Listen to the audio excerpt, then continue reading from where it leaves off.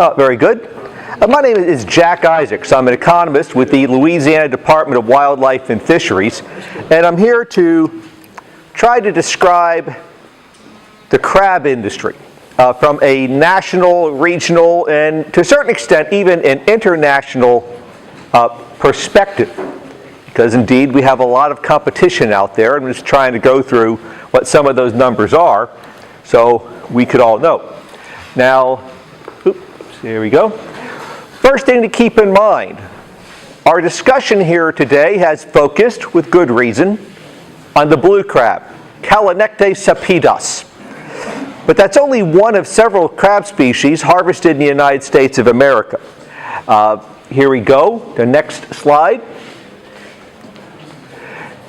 This shows the harvest in pounds of all crabs landed in the United States from 2000 to 2012, the red line up there. And underneath that you see U.S. blue crabs for every year since 2012. And down there in purple and gold triangles you see the harvest of Louisiana blue crabs. A pretty small portion of the entire crab market. What are the crabs out there? Well, these are several different species. The main ones are the Dungeness crabs, snow crabs, and the blue crab. About half of all of the volume of crabs landed in the good old US of A, our favorite, the blue crab. But snow crabs over there are about 24%, Dungeness about 15%. Now, how about by the Dockside value? Of the Dockside value, blue crabs are about 25%, Dungeness about 27%, and snow crabs about 24%. Now, the good thing here is that I'm convinced to a certain extent that the snow crab and the Dungeness crabs are fairly separate products from blue crabs, but you know, they're still out there and people are looking for crabs. Certain folks might be kind of indifferent between one and the other. So certainly they're out there. There might not be direct competition, but perhaps there's some type of competition. I hope one day to investigate that. Blue crabs harvested in 14 states in 2012, all along the East Coast, pretty much from Connecticut on down through the Atlantic coast of Florida, and of course in every state in the Gulf of Mexico. Let's look at those numbers here. This is the volume of blue crabs landed by state. Big players, of course, Louisiana, also Maryland. I'm up from New Jersey originally. I think of crabs, I think of Maryland to a certain extent. I was surprised, however, to see Virginia and North Carolina up there as well. They're providing a lot of competition out there at the global market. Now, I've here put the production in Gulf of Mexico as one region done in red. Louisiana stands out with about 45 million pounds in 2012. The Gulf of Mexico landed 30% of the volume of all blue crabs in the United States in 2012. But look at that region up there around the Chesapeake Bay and just south. Maryland, Virginia, North Carolina, added together, the volume is about twice the volume coming from the Gulf. I was surprised actually to see that. A lot of competition coming from around the Chesapeake Bay area and just south there in North Carolina. Oops. Now let's focus on Louisiana. That's why we're here. Okay. This here shows the volume in blue of blue crabs in Louisiana from 2000 to 2012. A lot of variation in there. And the Dockside value, we have it here in green, in red, excuse me, that's the current dollar value. I adjusted it for inflation, that's what we mean by real. And we see that the value also is fairly variable over that time period. But it has been going up since 2010. How about the real Dockside price? Now what I did here is I took that Dockside value and divided it by the volume, the number of pounds, to come up with an average real Dockside price. Price has been variable as well. It goes up and down from year to year. So you know, if you have a good price this year, let's hope there's a good price next year, but there's no guarantee. Prices just kind of vary from year to year. But normally in the range from at least about 80 cents a pound 90 cents a pound, somewhere in there. Let's see. Here it is. Okay, we have 3 different market conditions. Now, all this is NOAA data, publicly available. We have peeler crabs, soft shell crabs. We heard a very informative discussion on that here just a bit ago. And blue crabs. Now, the blue crabs here, this would consist of all things that are not peeler crabs and the soft shell crabs. 99.7% is just blue crabs of various sizes and shapes. Let's move on here. Okay.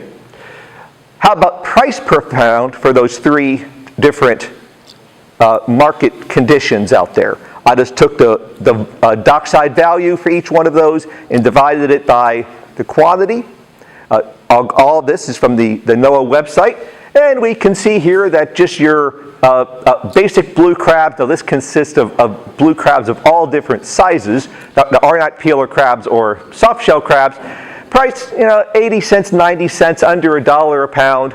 Those peeler crabs, somewhere around $2.50 a pound in inflation-adjusted prices. Soft shell crabs, oh gosh, I didn't realize the price of these went up and down quite so much. There's a whole lot of variation over there over the past couple of years. But that's only a small portion, a valuable portion, but a relatively small portion of the total harvest, those soft shell crabs. Okay. We have several different types of gear or several different types of licenses that people use to harvest crabs. Lieutenant Burnett talked about that earlier today. And we said, okay, the harvest by people who hold different types of gear licenses. Non-resident people who hold basic crab gear licenses, about 1%. Drop net, those account for about 0.5%. Resident crab gear is about 99% of the crabs out there landed by that type of gear. And this is in 2011. Again, NOAA data. So this here focuses on the number of commercial crab gear licenses from 2000 to 2011, kind of giving us some idea of the number of people out there who have the legal right to go out and harvest crabs commercially from year to year. It's been about 3,500, down to 3,000, back up to 3,500 in 2011. This only tells us the number of people who hold the license. Now, we went back in over the past couple of years, one of my colleagues actually did this, and looked at the number of people who held a commercial crab trap license and actually, according to trip ticket data, sold at least 1 pound of crab to a dealer at the dockside. And that number was actually smaller than this. And it's actually been going down from 2000 to 2009. We haven't analyzed this number since 2009 for a variety of reasons I can't get into right now.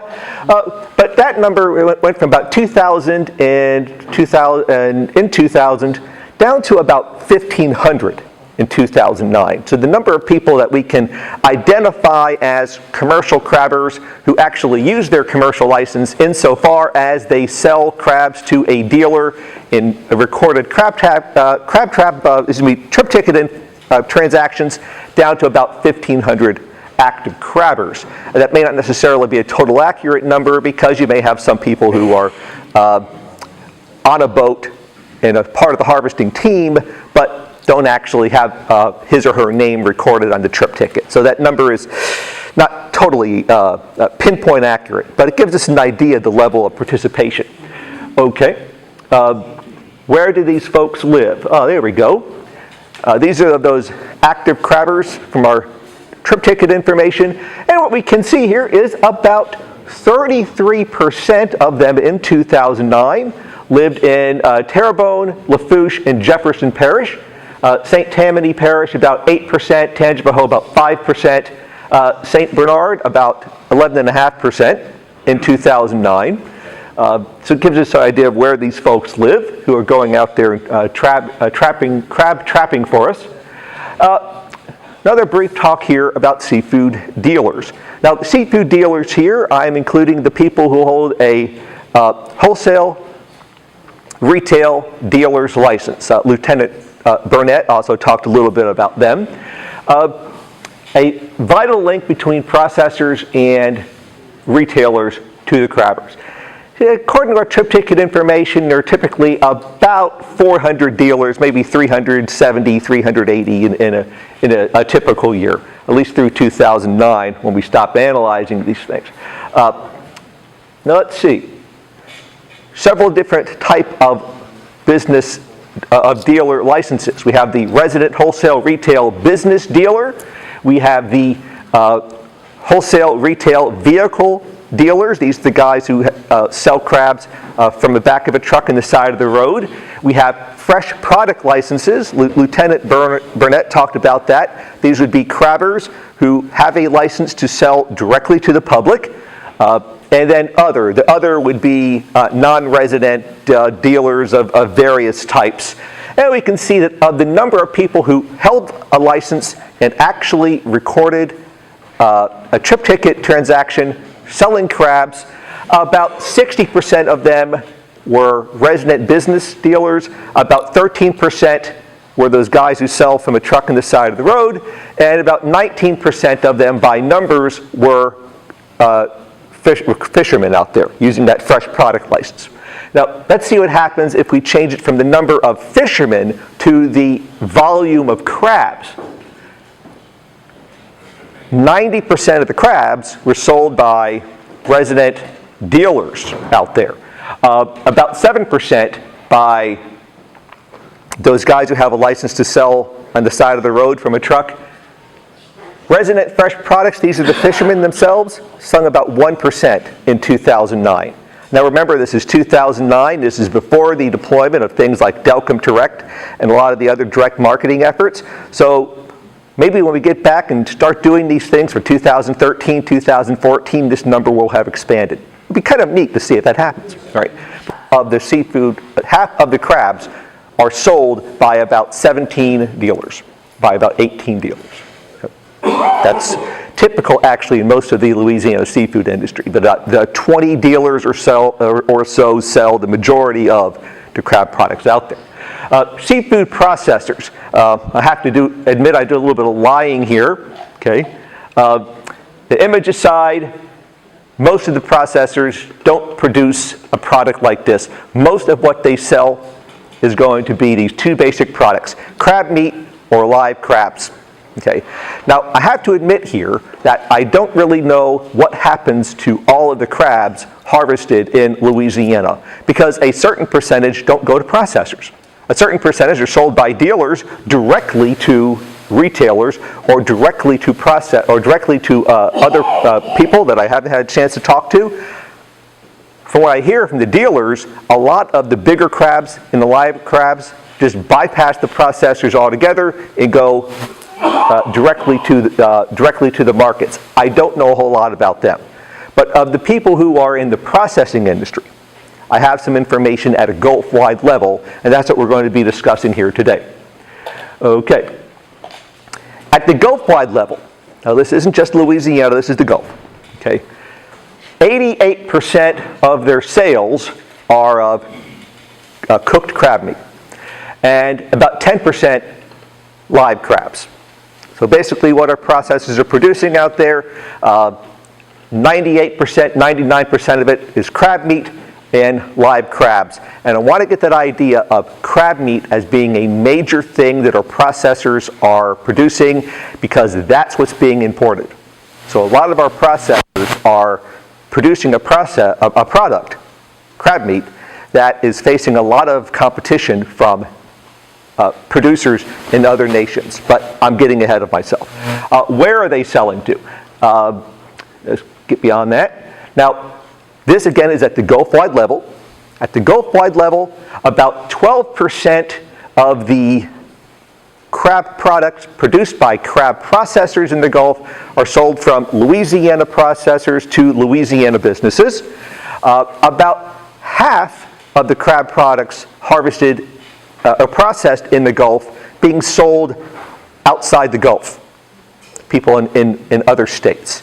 So we have to keep that thing in mind. About half of the product that's coming through our processors in the Gulf of Mexico, That's mean from West Florida all the way through to Texas is leaving the region to compete against people in other markets. The market, we're going to look at the volume of imports of all crabs, then narrow it down to a particular type of crab, the swimming crab, and then start to look at where these things are coming in from.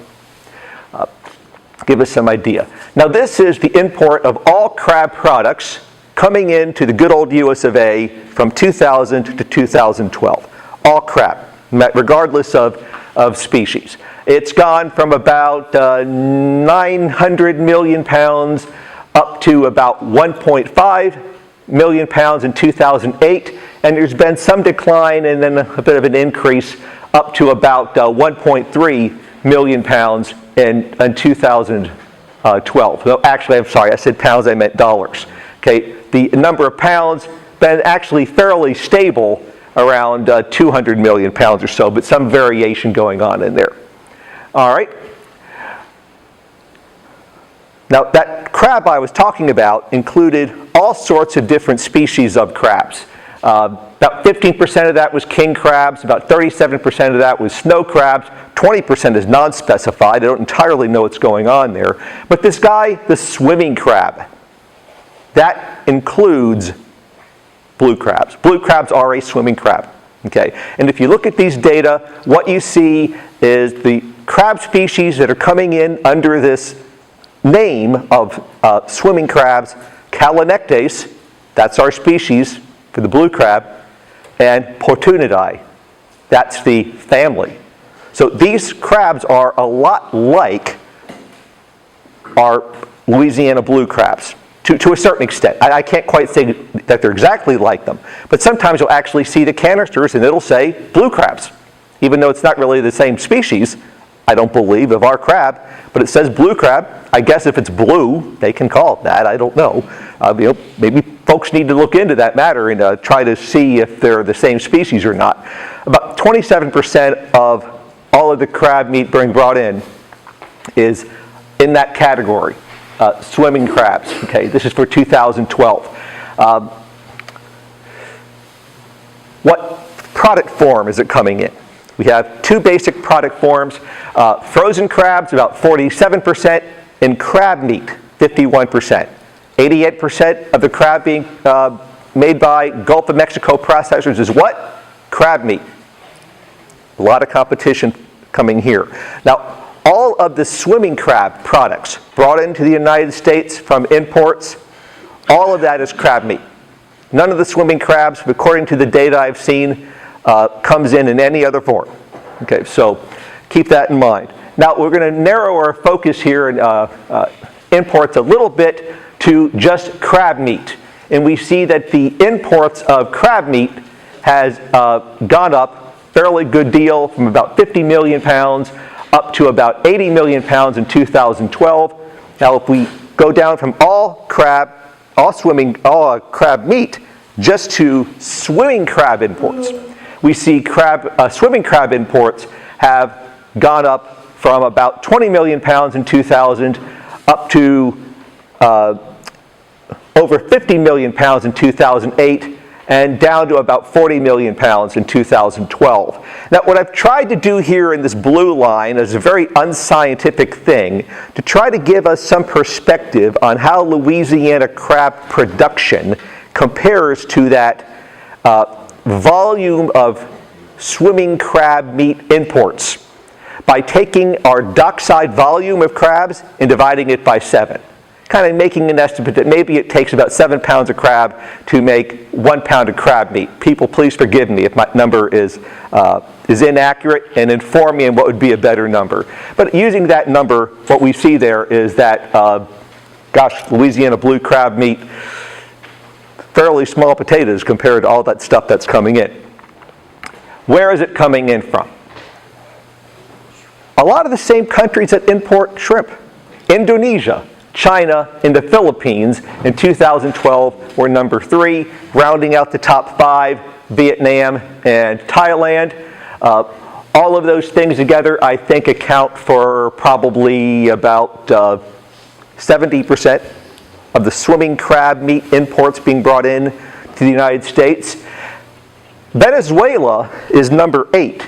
Now we get a lot of variation in Venezuelan swimming crab meat imports. And I hear a lot of discussion about this from people in the industry. A great deal of concern about imports specifically from Venezuela.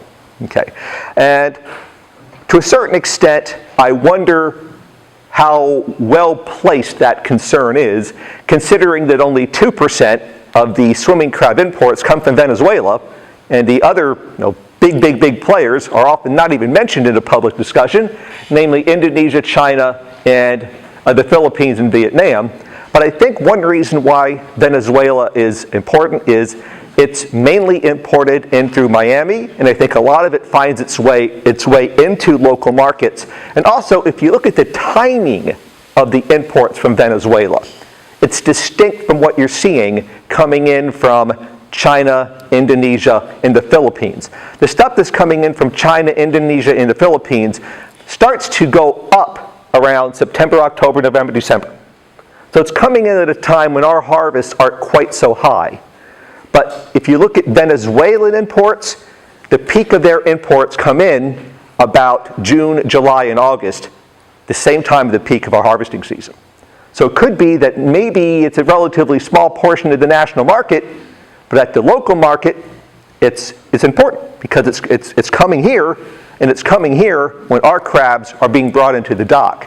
So that could also be part of the story right there. But we're seeing a whole lot of that crab meat coming in here.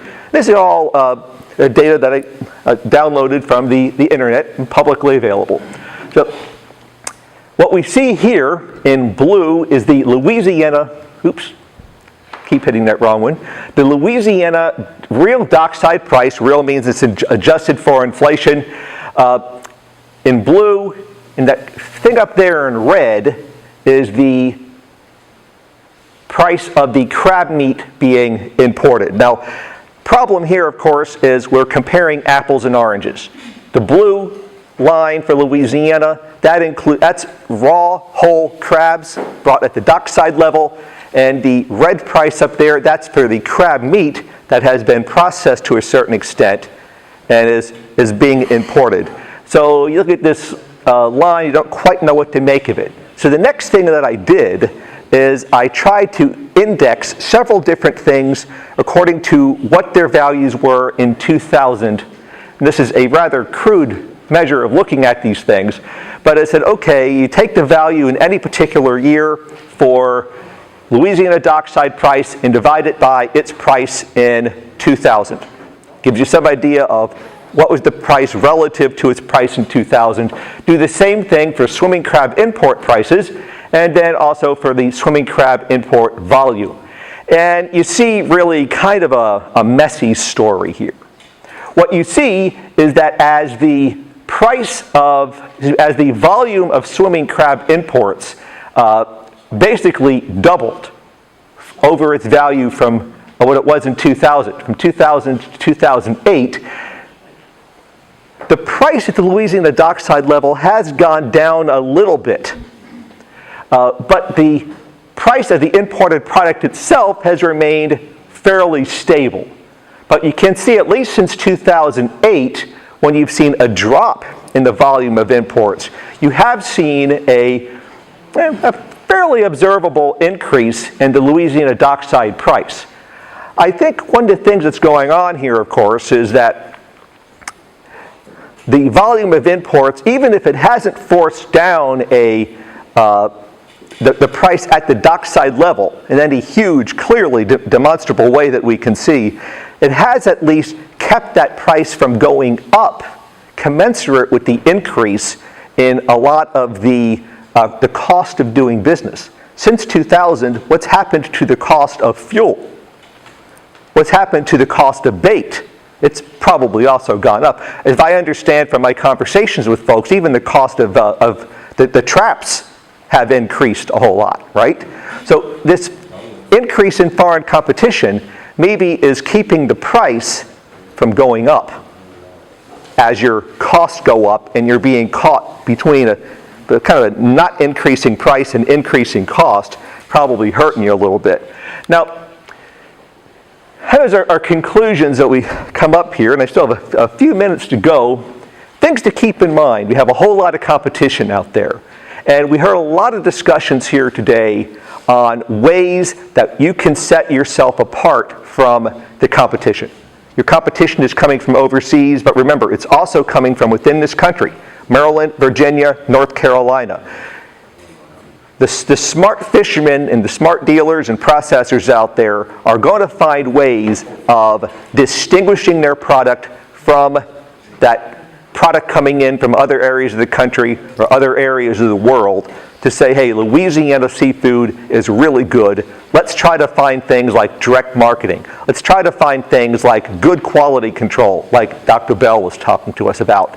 Let's try to find things like finding those special markets out there where people are going to pay good high prices for Louisiana seafood, and that's the way we can turn this story around and keep making good prices and to increase the price for Louisiana crabbers and keep you people out there making money and doing business. Thank you very much for your time. I certainly appreciate it.